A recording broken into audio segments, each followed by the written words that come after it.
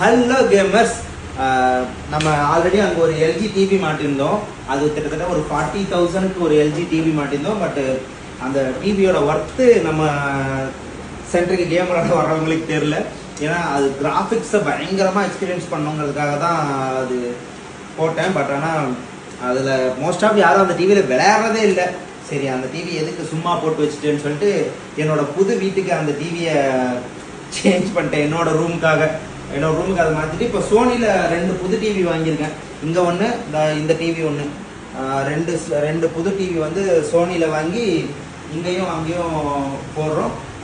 இந்த வீடியோ எதுக்காகனா இதுக்காக கிடையாது.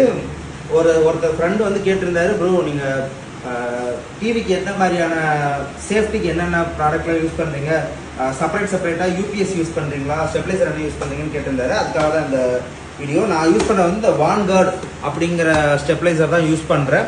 இது வந்து ஒரு 950 975 அந்த ரேஞ்சு வருது. நீங்கள் அடிச்சு பேசுனீங்கன்னா ஒரு 900க்கு வாங்கிடலாம்னு வச்சுக்கோங்களேன். ஆனால் எல்லா கண்ட்ரோலுக்குமே அந்த வான்கார்டு தான் போட்டிருக்கேன்.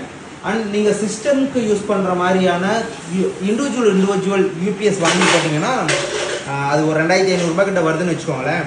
அது வந்து தேவையில்லாத வேலை தான். அது அதிகபட்சம் ஒரு டிவியோட டைம் வந்து ஒரு 15 மினிட்ஸ் வரைக்கும் தாங்கும்.